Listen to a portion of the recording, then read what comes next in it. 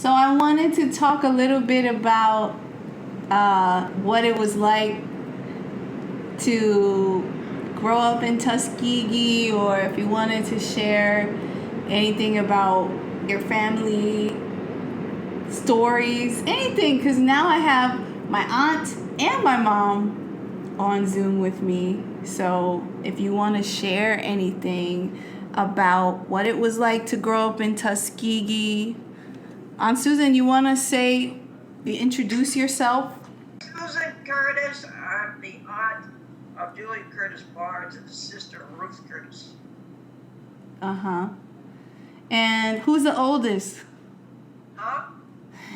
I said, who's the oldest? Ruth.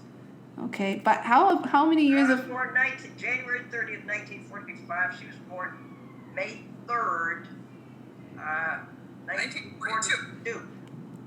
Okay. You asked about Tuskegee. Okay, I was born in Tuskegee, but my father was admitted to the Harvard Department of Physics and Engineering to earn a PhD. Apparently, he had a fellowship. So, like when I was maybe 1 year old, probably wasn't even know, we moved to, was it Cambridge, Mass? Yeah. Did we move to first? Yeah, but what was the year? Well, I was 3. Oh, well, in that case, it was 45 then. Yeah. And I wasn't even a year old then. Yeah. Uh-huh. So we were in this place in Cambridge, and I don't really remember much of anything from that period. Oh, no. We were, wait a minute. We were at 45 Crawford Street, which was right on the edge of what turned out to be later. It was going from Jewish to black. And we were, but right. But now, was that in Boston or Cambridge, Ruth? Because I thought we were in Cambridge first. Well, I don't know, but what I remember was we lived at 45 Crawford Street. And it was on the edge of the community, and it was still pretty mixed. Is that Boston or Cambridge? That's Boston. It's in Boston. Yeah, that's where we moved later. Right across the river from Cambridge. Yeah. So, what was it like, growing up in the 40s? How did it, as a person of color, as a black person, what was it like? What's your earliest memory, Aunt Susan, of being a kid in the 40s? The earliest memory came out of Crawford Street in Boston. I mean, those people launched a campaign against our family, which was Daddy, Ma, and us 2 kids. And toward the end of that period, Ma became pregnant with Brother Bill. But in any case, those people at Crawford Street launched a campaign against us out of racism, I think. And for example, they put some red marks on the door of our apartment. I guess they trying to mimic blood. Oh. And then one time, Ruth and I were playing out in the front yard in front of the apartment complex. We were playing outside. And these 2 little girls came over and kicked over our sand bucket. And it was obvious that these 2 girls had been encouraged to do this by their parents. Hmm. So, I mean, this is the kind of stuff that I remember anyway. Mm-hmm. Mm-hmm. Now, how did you deal with that? How did I deal with it? I was a young kid. I didn't know how to deal with it. I think our parents told us that those people were racist or whatever, but what do you remember, Mom? What would you, how did you feel about it? Well, my memory was of the little girl because we were on the top floor, I think, and there was a porch. Yeah. Our apartment came with a porch, and there was a little white girl in the next house who was on the same level. And we used to talk back and forth. We would say, hi. And then one day I said to her, I want to come over and visit you. And she said, okay. And then I guess she went in the house and came back and she said, you can't come over. My mommy says you can't come over. And I don't remember, but obviously, I don't know whether she said it because you're colored or what, but that's what I remember that was the reason. So I don't remember if she specifically said it or whether we figured that out or what. But anyway, the other thing I remember is that the kids, the grade school kids would walk along Crawford Street on the sidewalk because there was a little lawn in front of our apartment, in front of all the little houses. And the kids would be walking along, and somehow I knew that they were coming from Hebrew school. So after regular school, they would go to Hebrew school. Oh. And I just remember seeing this line of kids. It's just a little memory that pops into my mind. And I don't know whether that was in the summertime. Maybe they were doing it in the summer and school wasn't even there. It wasn't even in or whatever. But I just remember I learned the phrase Hebrew school and I didn't even know what it meant. Yeah, but what do you remember about the preschool you went to? What was the name of that place? Preschool. Well, I went to preschool and first grade at Shady Hill School. Yeah, Shady Hill. And Shady Hill School was they called it a lab school, and the preschool was one of the early schools in the preschool movement. And so that's where I went to preschool. I think I was, maybe 3 or 4 through first grade. So, but my birthday's in the middle of the year. And so what happened was I was a year ahead. When I went to Tuskegee, the kids in first grade were age 5 to 6. And then in second grade, you'd be 6 to 7. Is that the way it was? I don't know. But you said it was the lab school. Lab school of what?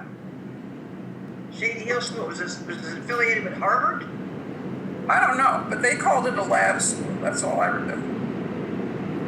I don't know whether the teachers were interning or what, but it's just a term. I didn't know what it meant at my age. But I that episode where you followed Daddy to his lab, but he didn't know you were following him. No, that was in Tuskegee. I already told that story. Nah, that wasn't in Tuskegee. It wasn't? No, it was in Cambridge or Boston. What do you mean I followed? But he was in grad school. Well, I don't remember it. You tell it. You don't remember what? I don't remember that at all. The way I understand it is that Daddy was going to his lab, which I assume was in Harvard, and you decided to follow him out of the house, down the street. He didn't even know you were behind him. He got into wherever his lab was, and then one of his colleagues saw you wandering into the building and knew that you were the daughter of Daddy, and he notified Daddy. Yeah, that's what you told me, Mom, that story, but it was in Tuskegee. Yeah, the story that I told, which is what I distinctly remember. And maybe there isn't any Tuskegee story. Listen to my out of Cambridge. Listen to my story that I remember. I was playing in the yard in Tuskegee, and I decided to go for a walk. And I was just enjoying my legs. I must have been 2 years old or 3. I was enjoying my legs, and just I didn't know. The world was like what I could see down looking down at my feet. But I was just walking, and Mr. Gamillion, who was one of Daddy's colleagues, came by in his car, and he saw me out there on the sidewalk walking, and he said, "Well, where are you going?" And I looked That's a different story. Yeah, I know, but that's the one I remember. And he took me to my daddy's office and said, "Guess who I have here?" And Daddy was in his office, and I remember that whole thing very clearly. So that's two different stories. That's a different story. But the one about following him to his lab, that I don't remember at all. So I have some. Ma tells that story. I have some questions about, and this may be. It's just a question. So about complexion, and so for you, Aunt Susan, and this is a personal question, but I still want to know, how did you feel being like? Did you ever find, because now, okay, how can I set it up? So when I was in college, there was a lot of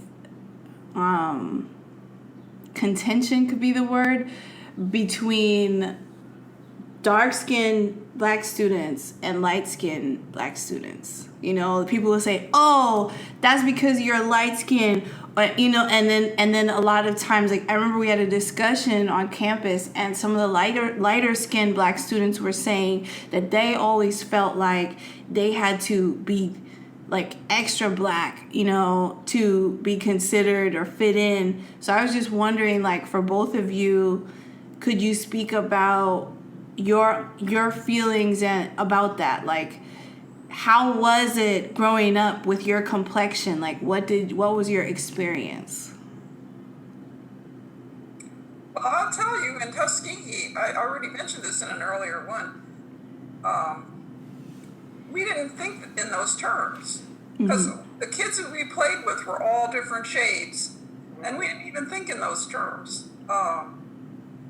You know, because we had, and in school as well, because we were all under the same thumb, which was segregation. As soon as we stepped off the campus itself was a protected bubble, but nobody ever, I mean, of course we left Tuskegee. I was 13. Yeah. When we left Tuskegee. And so, 14 probably. I had just turned 14. Mm-hmm. But that wasn't part of the whole deal. Now, the generation before us, the light-skinned black people,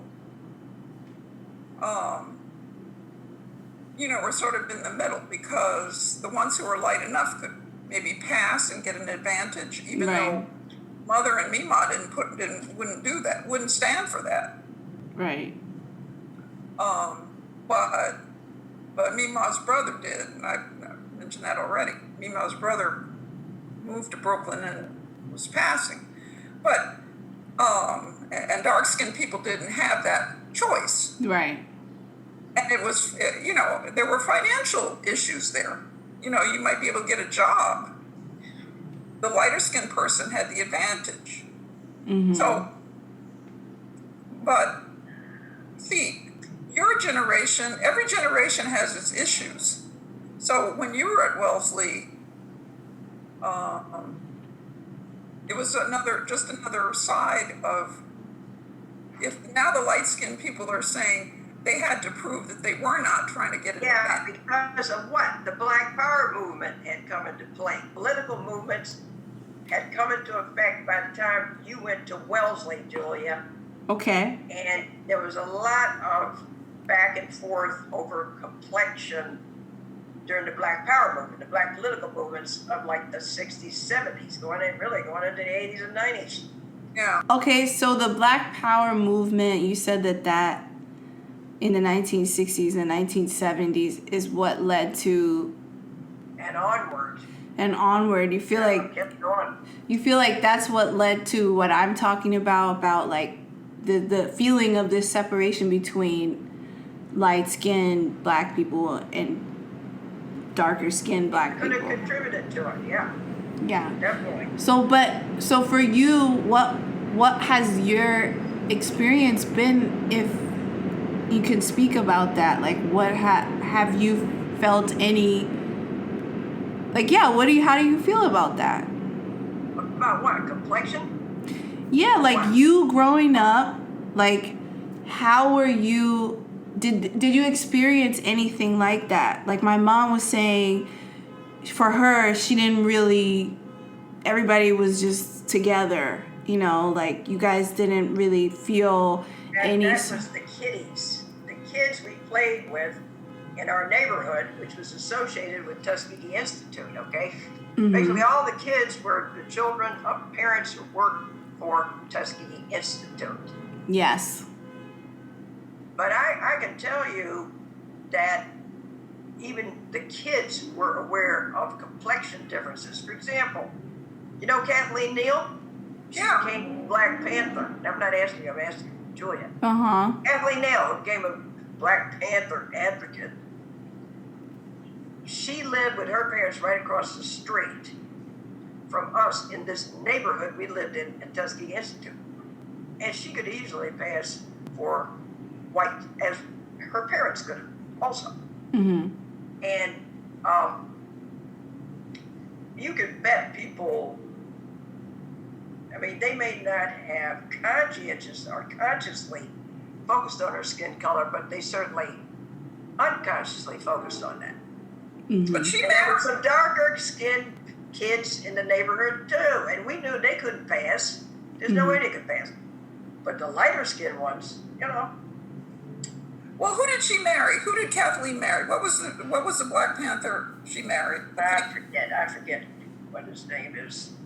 Yeah, but the famous one. But she was the wife of one of the famous Black Panthers. Yeah. Mm-hmm. And she became a Black Panther advocate too. Yeah. Now she's a law professor in New York. But yeah, it's Okay, but Alabama would not let you forget skin color at uh-huh. any time. I mean, if we went downtown, if we went to the downtown area, to like Woolworths, Uh-huh. they had colored and white signs all over that store. For example, on the water fountains, they had the white water fountain and the colored water fountain in Woolworths. Mm-hmm. But for you, did you ever feel like you could pass? No.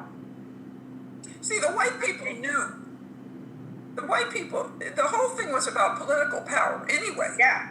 And they knew Economic power, too. economic power. Yeah, and so they knew clearly who was to be taken advantage of and as opposed to themselves. Okay. And It was that a was dirty system. yeah, that was the real issue. And the only reason in Tuskegee that we didn't have to go around the side window like some people did to get ice cream at the Dairy Queen was because there were more black people in Macon County, which was the county we were in, than white Okay. people. It was 3/4 black. And if they had tried, when they opened that Dairy Queen, if they had tried to force black people to go to the side window, they wouldn't have had any business. Yeah, but at the A&P, there was an A&P downtown. We avoided that place Oh, yeah. by going to Mrs. Bears. who was Oh, yeah. a black owner of a grocery store downtown. So we didn't even go to the A&P. But at the A&P, if you were in line at one of the cashiers trying to check out your groceries and you were a black person, a white could step in front of you.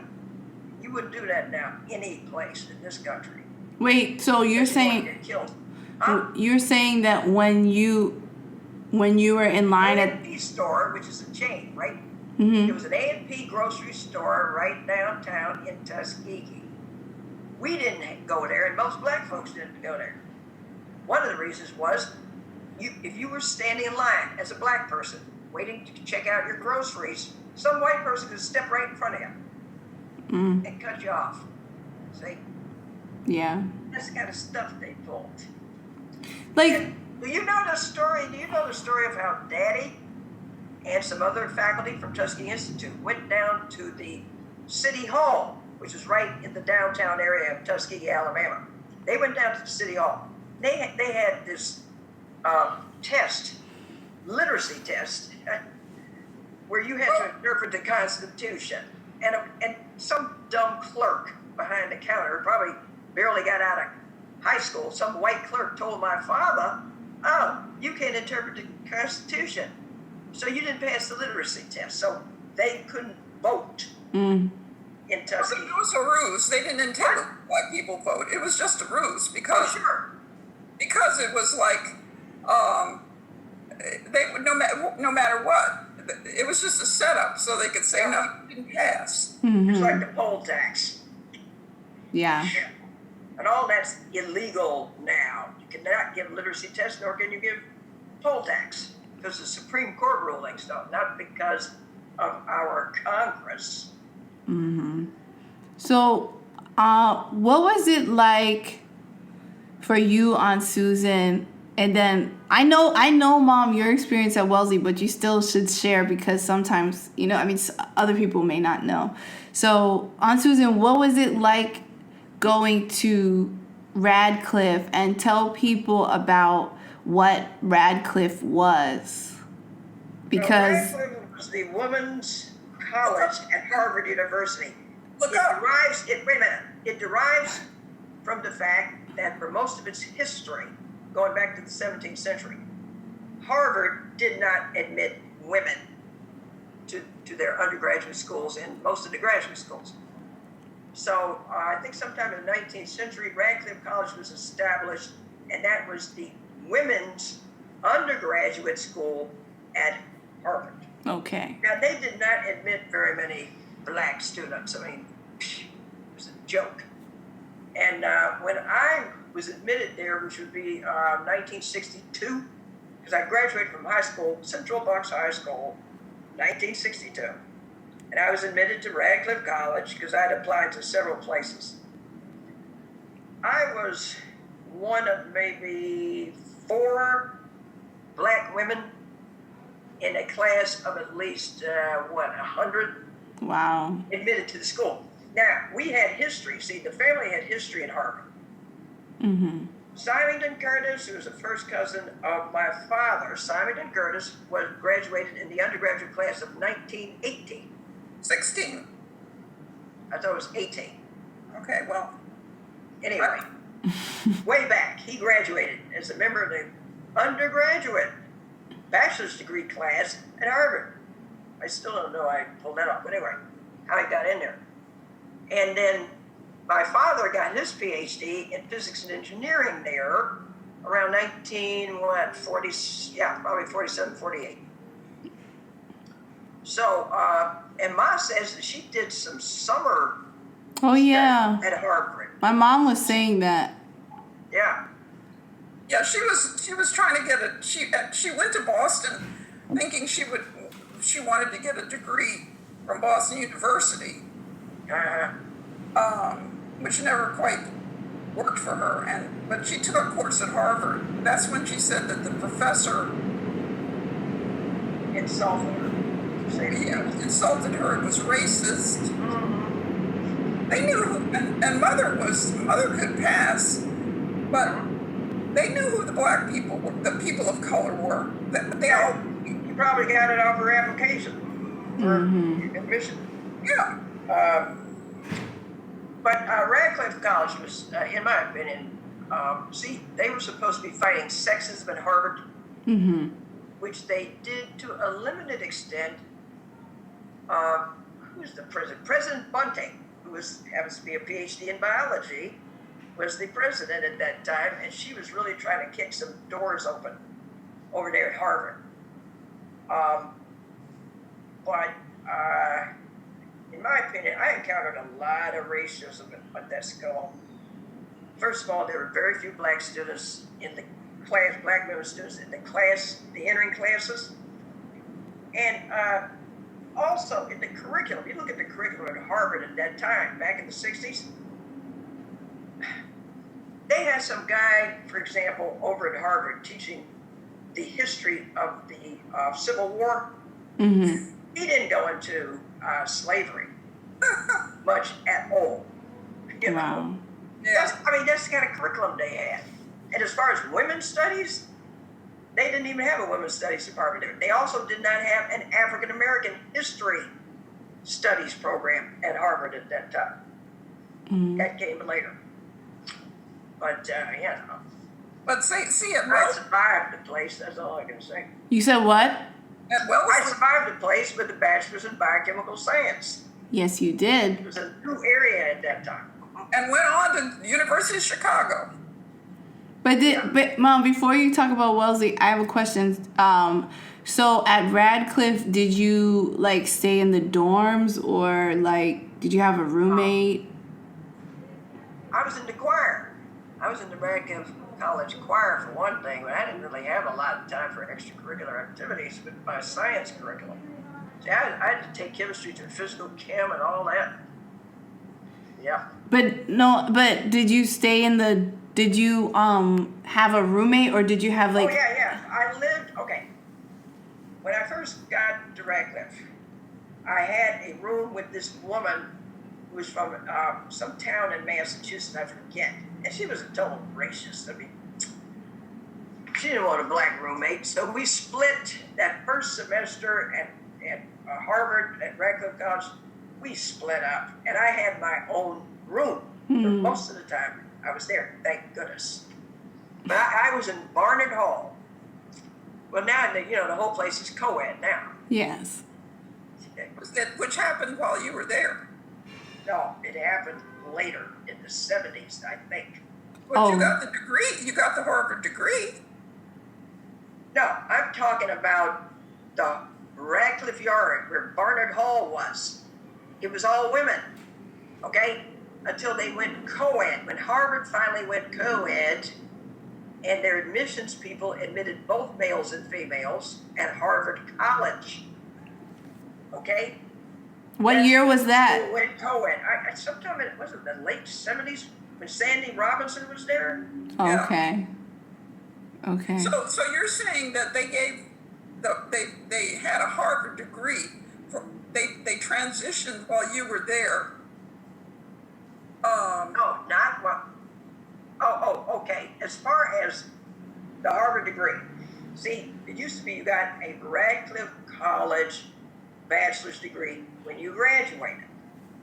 But when I graduated, which is 1966, by that time, President Bunting, had negotiated with Harvard so that the women students at Radcliffe College, we still went to Radcliffe College, but we got a Harvard University bachelor's degree. Okay. Yeah. And the weird thing is, we, at that time, the 50s and the 60s, 1950s, 1960s, we took all our classes at the Harvard College in Harvard Yard, okay? We took all our classes there. We competed with the Harvard College kids, boys. Mm-hmm. But it wasn't until I think, I know it was 1966, but maybe 65, 66, that we got the Harvard College bachelor's degree. Wow. And that's kind of sexism they played at Harvard. Now, Yale was a lot slower in going co-ed, though.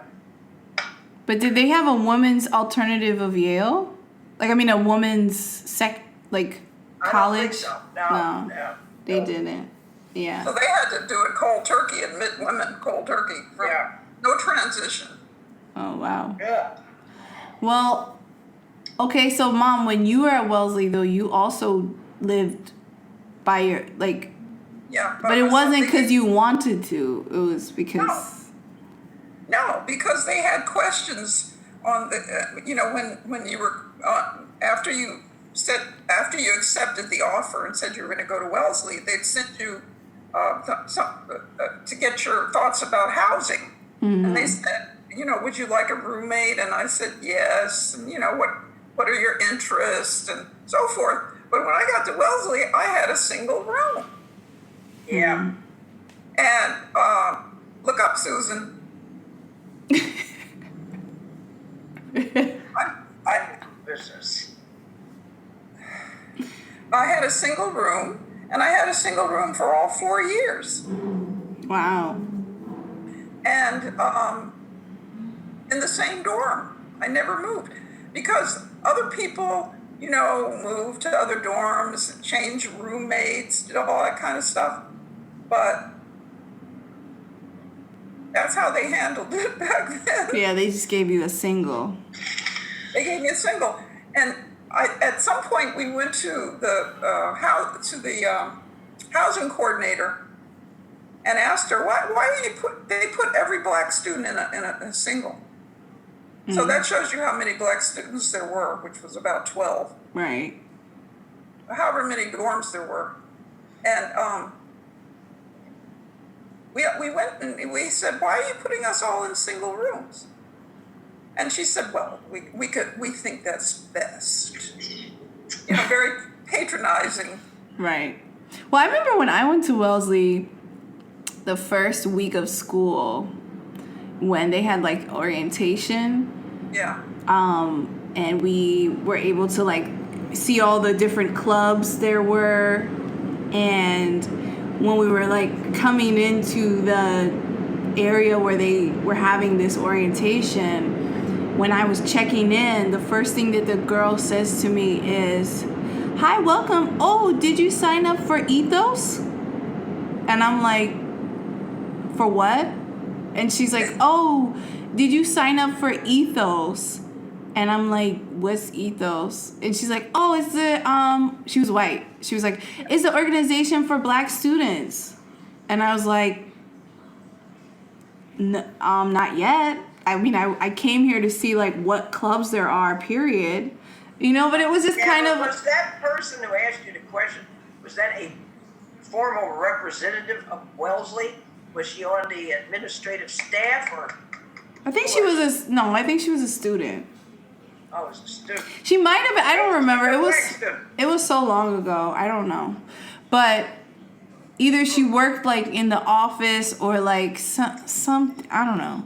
But I just thought that was weird because I come from New York City, right? So I'm like, I mean, I know I'm a black person, fine, but I was like, I wanted to see what the kind of like clubs there were. I wasn't thinking like, oh, I'm black, so automatically I'm gonna be in the black club. Like that was, and so it kind of like set the tone for me. Because that was the first time, when I went to Wellesley, that was the first time I started feeling like different than, you know what I mean? Like when I was in New York, it's like I went to school with a lot of different kinds of kids because I went to public school. And Yeah. And we had like like everyone, literally. Like I had friends from Bulgaria, Puerto Rico. People come from all over because I was in a dual immersion program. And so then when I got to Wellesley, I was like, why are they asking me, like, what is that, I know, it was more for them. Yeah. More from their perspective that this was a big deal because a lot of them went to private school. Yeah. So then it was like the whole experience at Wellesley during my time, and I was there from 2003 to 2007, so right in the early 2000s, was like either they used to say you're incognito, right? So if you were incognito, that means that you didn't really participate in the black stuff at campus. Like you weren't like engaged in like the black student club, and you didn't really like associate with the other black students, right? And then so there was this pressure to like participate just because it was like a black party or a black event, and it was like if you didn't participate, they like, oh girl, what's wrong with you? Or if there was what percentage of an entering class was black women? Wait, say it again. What percentage of an entering class at Wellesley was black women? Oh, I mean, I I would say. Very low or where? What? Was it a very low percentage or what? Yeah. It was probably on campus. I think there were probably like, which is not low for you guys for your time, but for me, it was probably like a total of, let's say 800 to 1,000 or some. I don't remember how many people were on campus, but then there were like 100 black students maximum for all years. 10%. Yeah, that was a lot compared to. Yeah. And those schools discriminate. Yeah, but it was like 10%, and then it was like maybe like the majority was Asian in it. Yeah. Yeah. So. But I remember meeting a black woman who had been at Wellesley in the 40s. Mm. And she was describing the fact that she was on a scholarship and her work was to serve food in one of the dormitories. Oh. Wow. See, when I was there in Munger, all the students rotated. Everybody had duties. That you would either sit at the front desk and answer the phone. Oh yeah, we had to do that. Yeah, set the table for meals or whatever. But apparently earlier on, it was more like the servant kind of situation. Yeah. Somebody would serve the food to the students, and since she was on full scholarship or on a big scholarship, that was her job. And she said it was terrible. Oh, yeah, wow. but Delia, the curriculum, if you took a course in American history at Wellesley, was it a balanced course that talked about slavery, the history of black folks, etc.? When you were at Wellesley, I'm thinking. Was it whitewashed like most of the history of that time? Honestly, I didn't take when I was at Wellesley. My history courses were in African history and also Indian history. So I didn't. Yeah, but the African history, was it accurate? Yeah, I mean it was taught by white professors, but He talked about colonialism, didn't he? yes. He talked about white colonialism. Yeah. Sure. So, but the interesting thing is, and this wasn't at Wellesley, this was at Brown, because I got my master's in teaching from Brown University. So when I was at Brown, I took an Africana Studies class, and I don't know if it was like from slavery to present day, or I don't remember the class, but the professor was well known because he had written a book recently about like the slave trade and all of this stuff, and he was white. And so I took his class, and I remember the first day or the first week in one of the classes, he said nigger. Well, And the first time he said it, I was like, what? Oh, I was like, oh, they're doing this here? Okay. So then the second time he said it, it's like he was using it in a reference to like, it was so long ago. I don't remember get what. the students enhanced with what he was doing to pull them in. I don't know. I think he was like explaining something about the time, or he was referring to how black people were treated or whatever. But it triggered me that he kept saying it so easily. And so I asked him after class if I could meet with him because it concerned me. And so he said, okay, yeah. So I came to his office and I spoke to him and I was like, I understand that you're a professor and you teach African American history, but you also are a white man. And it's very jarring for me when you use the N-word so openly in class, because there's a lot of trauma that's associated with that word. And, after that, he said, I hear you, and he didn't use it anymore. Oh, good for you. Because How many black students were in the class, though? You and who else? Not that many. None of them raised any objection to this guy. See, today he wouldn't pull that stuff.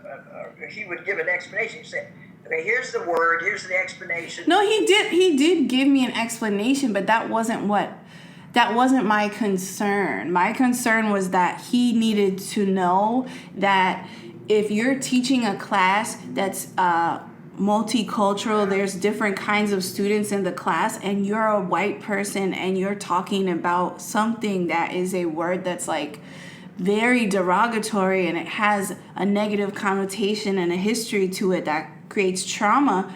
But he didn't explain that when he used the word? No. So what I'm saying is, can I finish? What I'm saying is that I wanted him to know, because maybe no one had brought it up before, because people were like, oh, well, he studies this and he doesn't mean it that way. I don't care. I was like, I don't like it. It doesn't make me feel comfortable. And I told him, I said, listen, like, I don't want to take this class if that's the kind of experience I'm going to have in this class. I'm not going to take this class. And I want to feel comfortable in any class that I'm in. And when you say that, that does not make me feel comfortable. And he said, okay, I'm I'm aware, I understand and what you're saying, and I respect that, and I won't. And he didn't. Yeah, good for you. But I think, no one else said anything. And I think it's important to speak up and that was me in 2008 versus you all were going to school in the 60s, and it's different. It was a different time.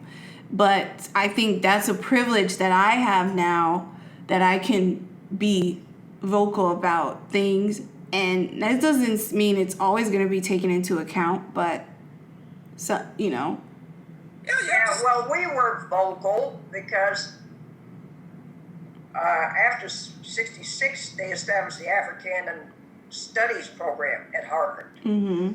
And there was a lot of opposition to it. I mean, they wanted to say things like, oh, there really isn't any black history, black American history, or African history. I mean, all sorts of, frankly, crap was put forward to try to stop that African American Studies unit, which now exists at Harvard.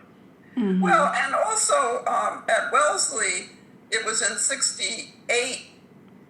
See, when I was at Wellesley and the president was speaking to there was some kind of assembly and the president was speaking. And when they had the question period, I raised my hand and I said, why don't you have more black students at Wellesley? Back then it was, I don't know what term I used. Colored students? I don't even remember. I don't think we were, well, maybe we were saying black. Yeah, I think back then. So anyway, her response was, we just can't find them. We would welcome more black students, but we just can't find them. And I was like, wow. Based on what? You can't find it based on what? See, She what didn't say happened, what, did she? what happened was that in 68, the black students who were there said, that's okay, we'll go find the students.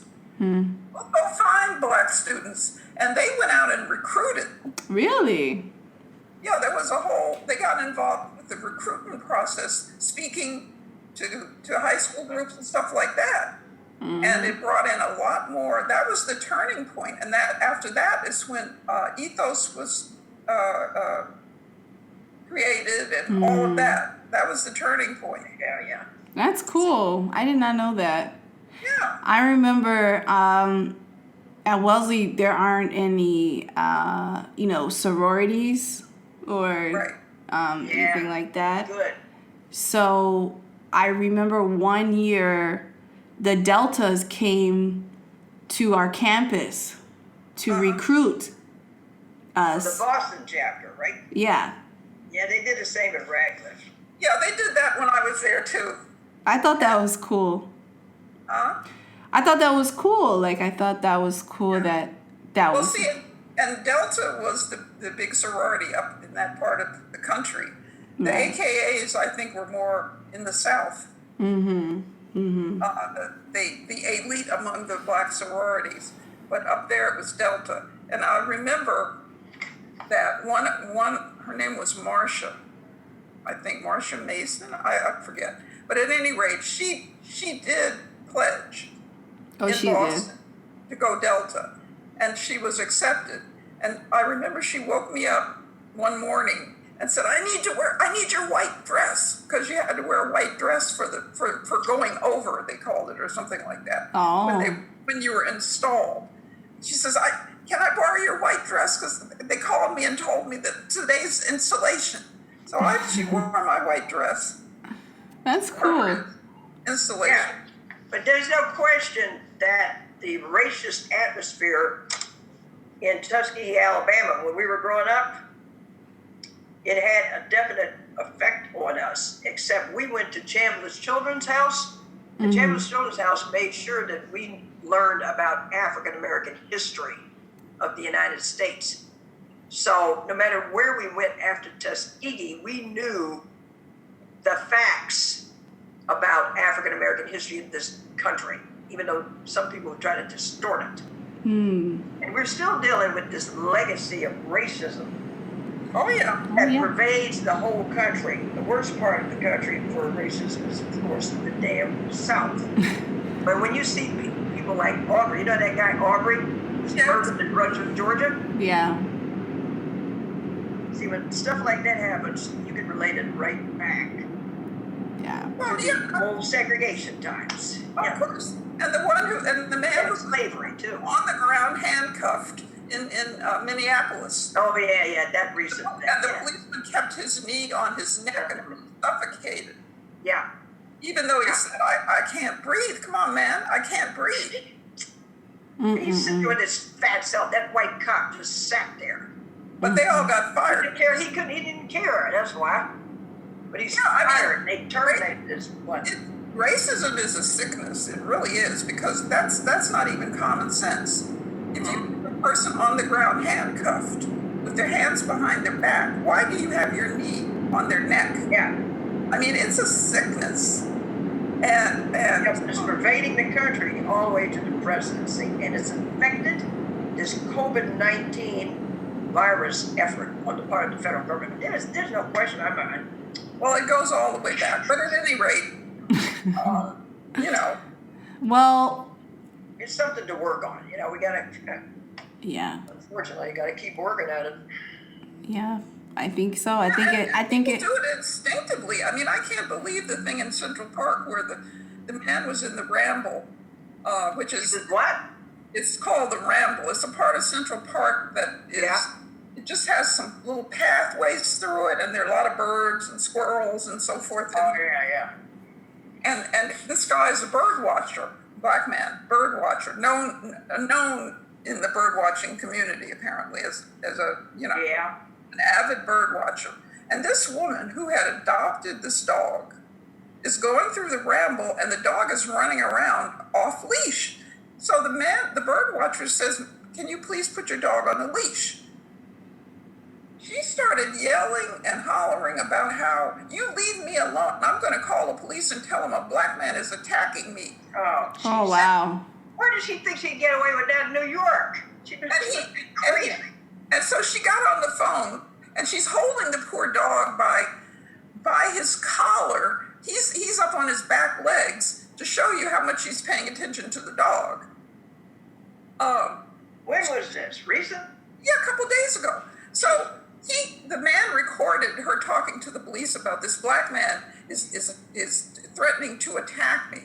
Well, in New York City, in these circumstances, her company, she's working for this investment company. They fired her.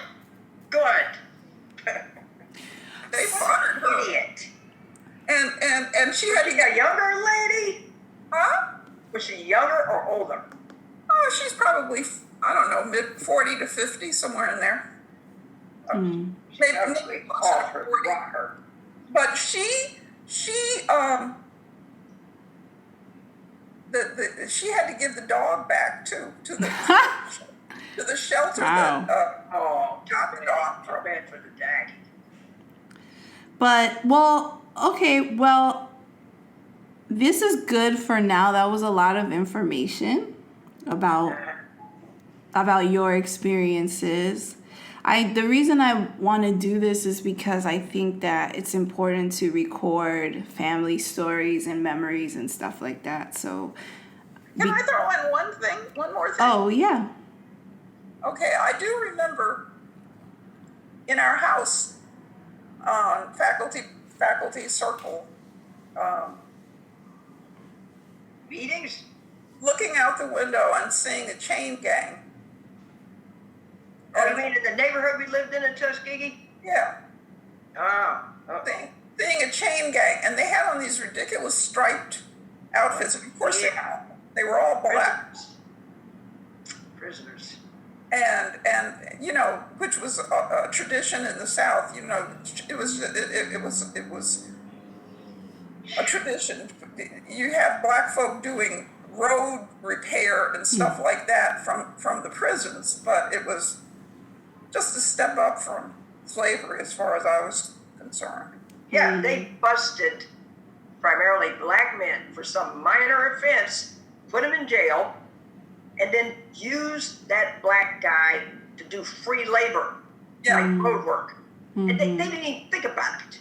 This was after the Civil War, after the Reconstruction period. Yeah, they did that for a while. Anyway, that was just another memory. That's and of good. course, Yeah, except they're having a big fight even today about people being arrested. They're not able to pay their fine. And some state, I hope it's not North Carolina, but in some state, they wanted to deny the right to vote to somebody because they couldn't pay their fine. And the court struck it down, fortunately, but that's just recently. yeah.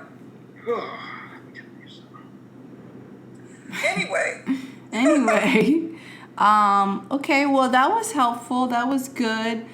And if there are other things that you guys want to share in the next episode, or just about next time, I'd like to hear about things that you remember about Mima's stories, or advice she used to give you as a kid and stuff like that about how to go through life, and principles that you learned from your parents, because I think that would be interesting to talk about. So that's your assignment. for next time. By the way, I did find What? Horace Mann Bond's letter to Daddy when he was writing the book. Oh, okay. And this is a chart that he did, which Oh, yeah, I got that book. yeah, but it's a really big chart, and it lists a lot of names. And Oh, everything. So I'm okay. gonna look at it and see. Yeah, if you unroll it and you can do a screenshot, I want to look at it. Yeah, okay. Yeah. But right now, I want to ask, who the heck was Grandma Cuz, who Mima was farmed out to when she was like 5? She was like one of 12 siblings. Robert James and Marina Jones. That was the married couple. That was her parents. Yeah, we covered that. Grandma Cuz. We covered that already. Cousin Oren's wife. Yeah, but what was her name? Oren James. What was her name? What was Grandma Cuz's name? Yeah, I don't know what her name was. I don't know whether it's somebody probably knows, but we could probably. Mima was always talking about Grandma Cuz. I don't think she liked her much. Well, she didn't And like. Oren James was what? The brother of Ruffin or what? No, he was a cousin. May have Cousin to. Oren. I'll be right back. I'm getting something. really messed me up. Well, She tells because a story like when she would visit the farm, where her parents lived. She would visit that farm when she was young and farmed out to Grandma Cuz already. She would go back to the farm for visits, and she didn't want to leave. right, She didn't want to leave the farm. I told that story already on an earlier one of the. Yeah, well, the Yeah. question is why? What happened? Because they To couldn't. Mima? Huh? They couldn't have children. Grandma Cuz. Yeah. Except what was the environment of that relationship of Orange James and Grandma Cuz? We don't know. We don't know anything about how Mima related to Grandma Cuz or Orange James. Well, she never talked about that, but all we know is that she got luxuries, but she was still sad because she couldn't be raised with her brothers and sisters. Yeah, I think there's more to it. Like, what do you Wonder think? what was going on in that house. What do you mean? Mima was farmed out to this Grandma Cuz, who nobody seems to know her real name, and Not Orange farmed James. out. She wasn't farmed out. She was. Yes, she was. They asked could they have the next girl, and the next girl died in a fire when they were burning trash in the yard. Her dress caught on fire. Yeah. And Mima was the next girl after that. Yeah, they farmed her out. They didn't care. They just gave her to this lady. It wasn't that they farmed her out. They raised. They said that. Yeah, well, I use the term farmed out. Cousin Aaron and Grandma Cuz could raise her, and Mima said she had all kinds of privileges. She had a dressmaker. They Yeah, said I know about the privileges, but she didn't like being in Tarboro with those people. she didn't like because she couldn't be with her brothers and sisters on the farm, and she never We understood. don't know that. We don't know what the relationship is between Orange James and Orange James, Grandma Cuz and Mima. We don't know. Susan, all I know is what Mima said, and Mima said she never understood why she couldn't be with her brothers and sisters and why she was being raised away from them. See, Well, that might have been the initial thing, but when she got older, she should have been able to say more than that, but she never did. so what do you think They happened? going on. Huh? What do you think happened? I really see. I like to know more about Grandma Cuz, and nobody even knows her name or nothing. Well, somebody knows her name, but it just didn't get handed down because Mima called her Grandma Cuz. Ma knew her name, but she never told us. But what is your feeling about her? Do you feel like she was like, what, not a good person, or what are you Was she saying? abused by I mean, did you ever? Orange James and the grandma? I don't know. Did she ever? Back in them days, if a kid was abused, they couldn't do anything. There were no laws against it. Mima never said anything about being beaten or anything like that. About Unbeaten. I didn't say beaten. What are you saying? Verbally or sexually? We don't know. We just yeah, but Susan, Mima was not happy in that home. She wasn't happy because she couldn't. The way she explained it, she That couldn't. doesn't explain how she felt when she was older. What did she When say she was something older. to you? Like when she was, approaching 15, 16 years of age. Did she say something to you? No, she never did. So why do you think this? Because she never felt comfortable in that house with Orange James and Grandma Cuz. Because she wanted to be with her brothers and But you keep harping on that, but I'm saying when she got older, that shouldn't have been an issue. why not? The pain never goes away, Susan. That's your opinion. If you're a little Okay, child, that's a question I have about Grandma Cuz. Okay, I don't know fine. whether I can evaluate it or not. I don't Well, I think that's I think that's important to look into because you don't know, but it's also like just because someone know does what happened. just because But someone here's the doesn't thing. just because someone and doesn't my talk mother- about it doesn't Mima mean and that. my mother, they never got along. Mom was always making very negative comments about Mima.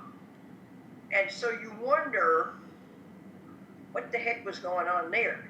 Now, Mima had a much better relationship with Aunt Mabel, who was her eldest daughter, and she had a much better relationship with Uncle Lud, who was the son. But with Mima and Ma did not have a good relationship. Why do you think that's true? Like what? Ma actually said to me once, Mima favored Aunt Mabel. Well, Aunt Mabel was way more outgoing than Mother. Just cut it out, Ruth. You're making excuses. Susan, let me. I'm saying it goes back to Mima's relationship with that Grandma Cuz and that Orange James. Well, why do you think that has to do with how she treated your mom? You know, human behavior is complicated. Well, Mima she could pass for a white girl, okay? Right. My mother could also pass, you know? She could easily have passed. Aunt Mabel was brown-skinned. See? So I'm wondering, did Mima... I don't know. I don't know. But did Mima in her brain say, brown-skinned people are favored in families, whereas light-skinned people like me get pushed out and sent elsewhere to Grandma Cuz and stuff like that? See, I don't know. We don't know. We don't do that kind of analysis. Susan, all those children were light skinned. Look. Mima's brothers and sisters were all light skinned. No, they weren't. Carrie was brown skinned. Well, see, these were the questions I was asking you all about how you felt growing up and being different complexions. Like, it's not easy to talk about, but it's true. Like, it happens in families. It happens in families whether you're lighter or darker. Like, I told my mom, and I don't know if you knew this, Aunt Susan, but I told my mom that when I was a kid, I thought I was adopted. Because... What? Really? Yeah, because I didn't look like any of you. There was no one on your side of the family, the Curtis side of the family, that resembled me. That I could look as a little brown child, look and see someone who looked like me. Our mother, Ruth Curtis, Bill Curtis, my brother, and me. We're sort of light-skinned. I can see that. Wait, what? Say again? Me, you said that you felt you couldn't relate very well to the Curtis side of the family, right? Yeah. And I'm saying Ma was light-skinned. My brother, Bill Curtis, was light-skinned, very much so. And I'm sort of in between light-skinned, you know. Yes. Yeah. But your mother, totally different thing. And your father, totally different.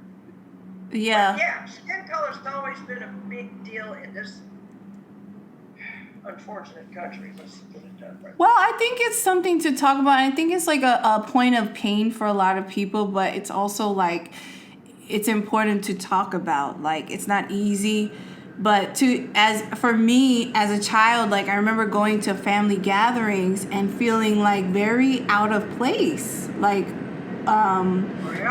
looking around and saying, I'm the only person who looks like me. And then when I would go to my dad's events for his side of the family, I felt like, oh, okay. Like, I see other people that look like me. And there is something... Yeah, but didn't you learn about the history when you were a kid? I mean... But when I asked you, Aunt Susan, about how you felt as a kid dealing with complexion, you said we are all kids. We weren't thinking about that. When you're a kid, you're not thinking. That's what your mother said. You're not thinking. Oh well, whoever said that. You're not thinking about that, right? You're just experiencing life for how it is. So. Not for me. No. Well, for you, how was it? Okay, as I said, We went to Chandler's Children's House from kindergarten through 7th grade, and they made sure that we understood the history of the slaves, the history of Reconstruction, segregation, and so on. And it seems to me, Ma used to talk a lot about the history of black folks. She herself. So I put, when I saw, in my neighborhood, for example, in Tuskegee, when I saw different complexions of students and kids there, I could figure out what happened. I didn't make a light of it, like some folks, I guess. What do you mean? Yeah, what are you saying? What are you saying? In other words, I didn't segregate myself from somebody because they were dark skinned or light skinned. I didn't do that. And I don't think most people did. Yeah, in Tuskegee. Well, you had your. And I don't think most people did. No. Because we understood that history. Right. Well, we were. I mean, if somebody doesn't point out to you all that nonsense, you don't think kids don't think about that stuff. Who doesn't? Kids, little kids. I'm saying, little kids don't think about that stuff unless somebody makes an issue of it, like the little girl in Cambridge. We used to talk all the time, and we were kind of like buddies. And then she said, "Well, my mommy says you can't come over." See? Do you remember? Was it Miss Jones who was principal at Chandler's Children's? Yeah, Laura N. Jones. And what color was she? What? What was her complexion like? She was lighter She skinned. could pass for white easily. Yeah. And what? Why was she the principal? Huh? Why was she the principal as opposed to some brown skinned person? You don't know. In other words, we made consciously, we didn't choose friends in our neighborhood in Tuskegee. We didn't choose friends based on skin color. But we were certainly aware of the role of skin color in the history of this country and in the history of Tuskegee. Okay. Well, I wasn't. So what are you saying about that, though? About what? You're saying you were conscious and you made friends with that, knowing that. So what are you trying to say about that? Well, why should any kid have to even consider that kind of stuff? It was part and parcel of the history of this country, okay? But we shouldn't have to even deal with that stuff as young kids. But you do. You get what I'm saying? Huh? I'm saying that you're in the world. You do. The thing is that you can say, like, as a young kid, oh, well, you're a kid. You're not conscious of this, or you don't understand this. But that's not true, because you experience the world by socialization. Yeah. But I'm saying we shouldn't have had to do that. Yeah, you shouldn't have to. But because of the history of slavery and racism in this country, ultimately we had to deal with it. Yeah, I mean, I think, like, that's all I'm saying. Even me, when I was starting to play soccer, and I was like 8 years old when I started, or maybe 7, I'm not sure. And I remember that the girls I was the only black person on my soccer team, and it was an all-girls team in the Upper West Side, and I loved soccer, but they used to call me broccoli, and I didn't understand why they would call me that until I got older, and I thought back about it, and I was like, oh wow, that was very racist. But I didn't understand at that time as a kid. I just kind of like accepted it, and then when I played it back in my head, like when I got older, I remember they said, oh, one of the girls said, oh, we're gonna call you broccoli because your hair looks like broccoli. And So it's like even now, kids, they may not be conscious of what's like, like, oh, they're saying this because it's like a social structure, racism, da da da. They might not know that, but they will experience it. And when they get older, they still carry it. I had a friend of mine tell me one time, when we were talking and I was in middle school, she was like talking about this commercial. It was like it was a picture. It was this ad, and there was one very dark-skinned model and one very light-skinned or white model, and they were like face to face. It was like, I don't remember, United Colors of Benetton or something like that. And she's like, "Wow, that was so cool." She's white, and she says to me, "I think you would be so pretty." So she said, "You would be. Imagine if you were lighter. How much more prettier." That sort of how much careless racism. That's how they're brought up. But see, If you're not brought up very specifically to say, look, now this country has a racist history going way back to slavery, and there are repercussions coming down today. yeah. If people are not taught very carefully, this careless racism pops up. But the thing is, like, everyone has everyone has stories like that, and it's just like, I think it starts around the dinner table. I think that what you teach your kids, what you accept, what you don't say, oh, we don't, this is wrong, or what you tell them, oh, you don't say things like that, and explain why. If you don't do that, that's how you perpetuate racism, because it's also the schools. The schools are still not teaching balanced history of the United States. okay. A lot of schools, in the high schools, Yes, but I think that it's like that and what is confirmed at home, because what is confirmed at home is the true thing that you experience, especially as a child. So if you're learning a certain history in school and you tell your parents and there's nothing, and obviously that's not the right history, but they don't explain anything to you because A, they may not have the resources, B, they themselves are trying to figure it out, or C, they just don't say anything, then it does get perpetuated. It's just like you. What? It's just like the story that I tell about the cathedral fair. When I was sitting on the steps because I was just resting, and Julia was walking around with Erica, I think, her buddy Erica, and who was white. Yeah, I remember Erica.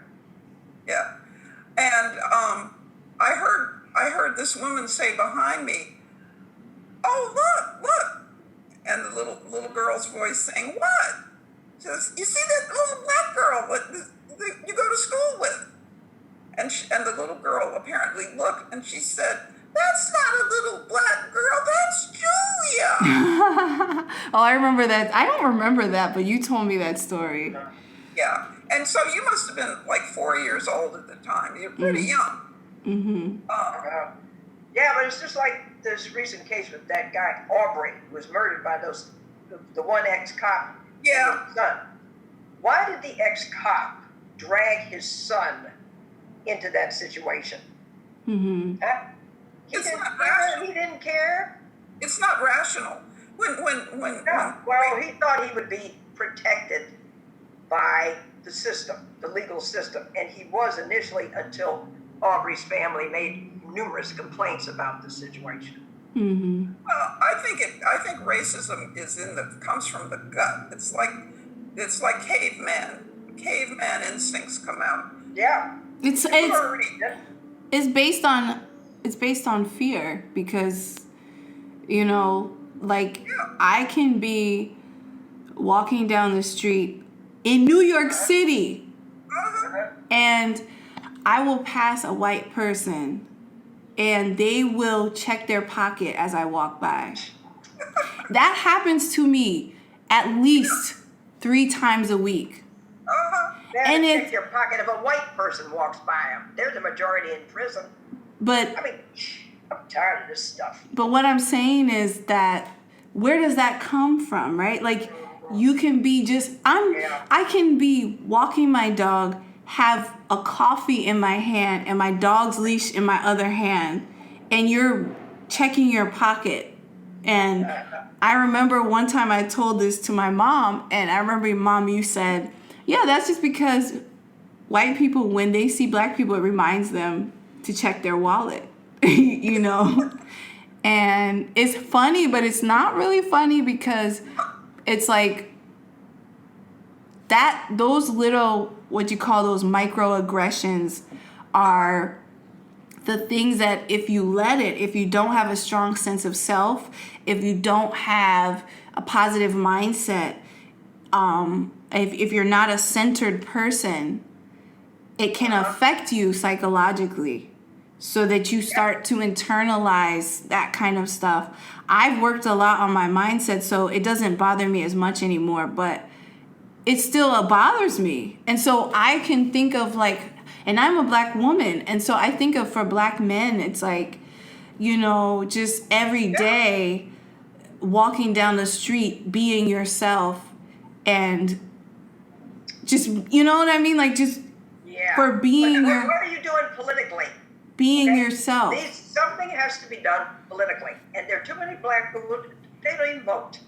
These things down here in North Carolina, at least 50% of them didn't vote. Well, I just got last election, even and where Trump got elected, but thank goodness we got a Democratic governor. I just got my absentee. I got my absentee form, my absentee ballot form. So I have to fill that out. But I think that we need to have more conversations. I think that yes, you can say, oh, things need to be done politically. And I do think that, but I think at the end of the day, when it's just politics and you are someone who is in charge of passing laws and making judgments in the courtroom, but you yourself have never met a black person, have not had a conversation with a black person, does not understand the experience of a black person, it's different for you to be able to make those kind of decisions. And so I think there's also conversations that need to be happening. The reason that if I pass you in the street and as a white person you think to check your wallet, and I am one of the most friendly people that you'll ever meet, to me there's something very deep about that. Yeah, very deep. Very instinctive. Right, instinctive. That if I asked you, why are you doing that? You would say, oh no, I'm not. You're stereotyping black people, and that is the history of the United States. The slaves were called inferior beings across the board, regardless of who they were or where they came from. Yeah. And that's the history of this country. And I think what you're saying about dialogues between people of different races is very important. But where do you see that? You sure don't see it. You see it in the House, in the Congress, or federal Congress. But you got this idiot McConnell over the Republican Party in the Senate. He could care less. And he's in the pocket of the coal industry. So he doesn't care what he does. Well, I still think it starts with people, though. Like, where? I think in schools, I think that, there needs to be more conversations in schools and colleges and institutions with professors and students. And, the conversation that I had with that professor changed his way of thinking, because there may have been other black students that felt that way, because I think that there was like myself and another black student in the class, and I asked her, how did she feel about it? And she said, yeah, I mean, like, it makes me uncomfortable, but, And I said, well, I'm gonna talk to him about it. I don't like it. But it's like a lot of us live in fear and feel like... Accommodate. What? Yeah. Accommodate to it. Yeah. And we should not do Instead that. of...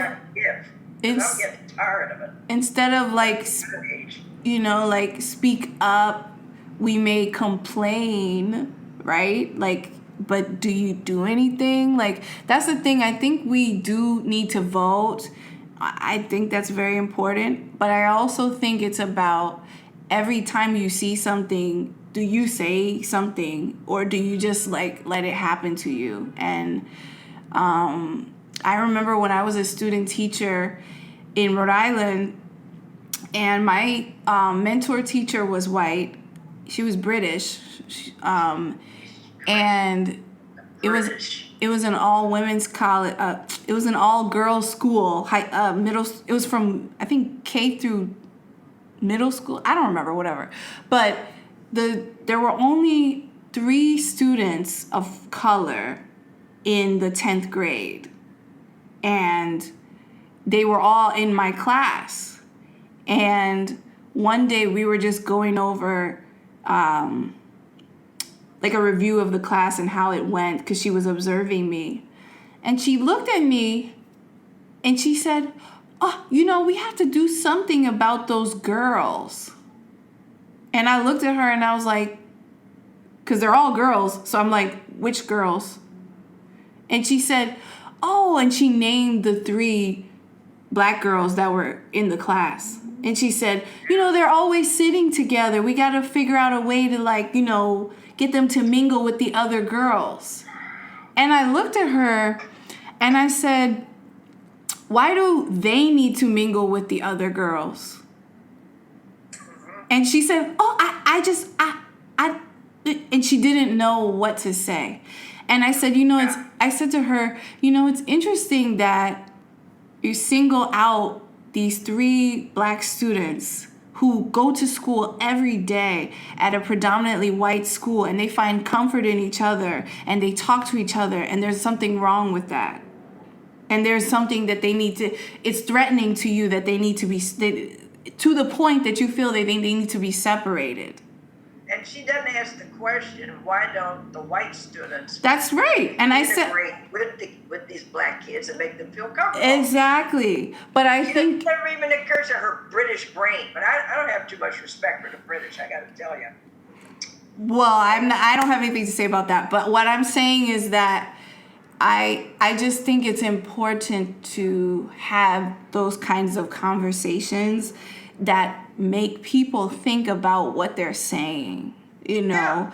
And the same thing goes for within our own culture, though we all come from you and my mom, you guys come from a different generation than I do.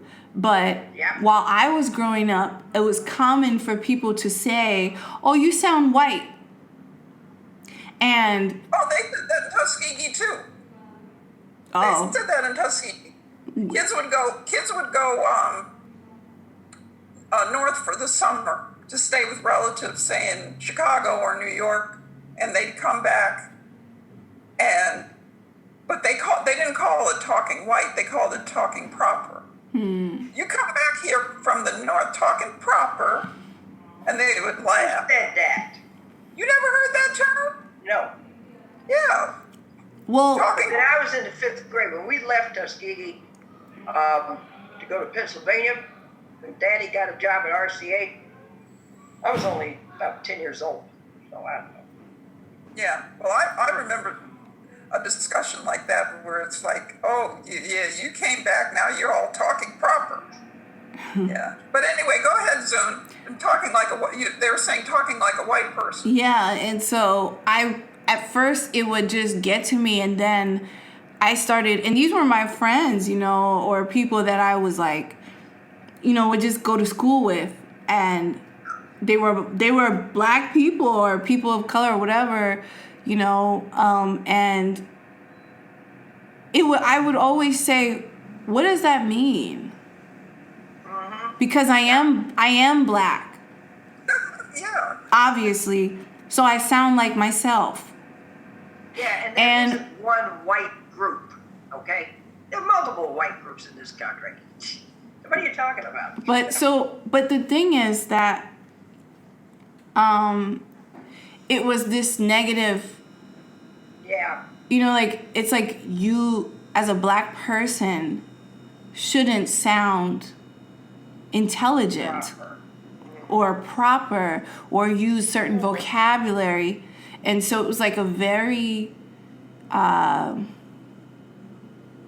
it was sad. It was like kind of like self-hate, And It's when like you're leaving us. You're gonna leave us. well, I was more like, to me, it was more like you think you're better or you're, I don't know how They're to, better, maybe. That whites are better, and you shouldn't mimic them.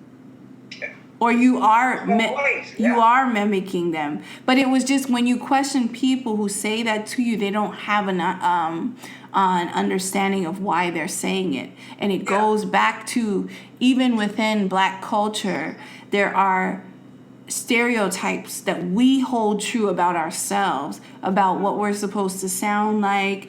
Black American culture? Yes. Yeah. What we're supposed to sound like, dress like, look like, and so it's just interesting to me to think about all of that stuff, and so that's why. Well, under federal laws now, like I work for Bennett College, I can't just say any old kind of thing to a student, such as you sound white or you dress like these people or something. I got to be real careful because of federal laws and guidelines. Good. That makes a difference. But I think that it's like every time we have to have conversations, even if they're challenging, it's important to speak up about them. Yeah. And it's like when you were saying about, historically speaking, black people once we were enslaved, as labeled as enslaved people, were considered inferior. That still is true today, because when people ask me, they'll say, "Oh, where are you from?" And I'll say, "I'm from New York." And then they'll say, "No, but like, where's your family from?" And I'm like, well, my family's from Alabama, and then the South, and they'll say, "Oh, but you don't look black." And I'll say, "How can I?" My whole entire. I'm a white person. No, it's not white people. Oh, black people? Yeah. There's some ignorant. And so, I gotta tell you. but what Jesus. I'm giving this example to say that people always say, "Oh, well, you can't just be black," as in, I can't just Or be educated or something. African American because of my features. I have to be like mixed with something, as in being black or blackness is not beautiful. You know what I'm saying? Yeah, refer back to Africa. You got every facial characteristic in the peoples of Africa. Yeah. That's the origin of the human race, whether they like it or not. But yeah, I know what you're saying to me. So It's got a long way to go, especially with that idiot Trump sitting up there. Somebody voted for him because he's a racist. But anyway, let's bring this to a close because it was good. But I think next time, if you want to share any stories about Mima, or I'd like to hear more about, since I never met her, Aunt Constance, and what you remember about them. I think. And her husband, Grandpa Barry. That whole side of the family is. Whose husband? Mima's husband, Oh. Harry. Oh, Perry, yes. We talked about that already. But I'm interested now in moving towards just how how we started thinking. Susan, look at your computer because your voice is fuzzy. I don't know why. Why? It's your machine that's going fuzzy. Oh, okay. You can hear her, okay? Me? Now, yeah. Okay, go ahead. I just think next time I want to hear more about like principles and stories and things like that. Okay. Okay? So thanks. I'm still want to know who this Colonel Dawson is. You remember that Yeah. James Jones Hall tree I Yeah. sent you? And at Yeah. the very top is this guy, Colonel Dawson. Yeah, we talked about Apparently that. had sex with Winnie James and produced all these kids. Yes. We I were don't know who that guy is. we were talking about that. So why don't that's your homework. Find out as much as you can. And Well, I already found out some things, but he was a store owner in Hopgood, was it? I have to check it if I have time.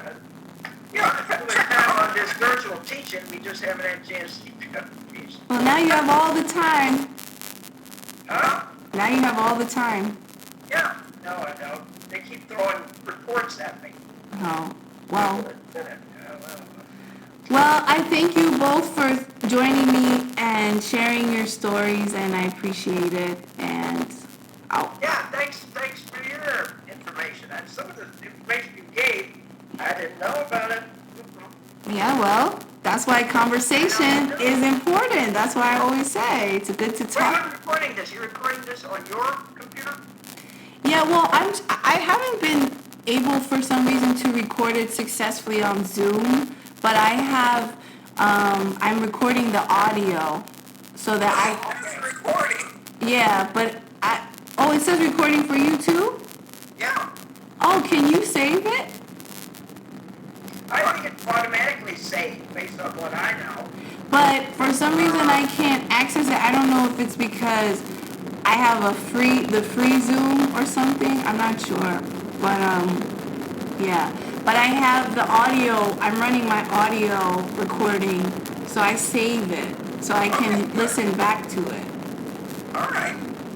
All right, so I'll talk to you all later. Thanks for speaking with me today. Yeah, who else is there? Where's Kalita?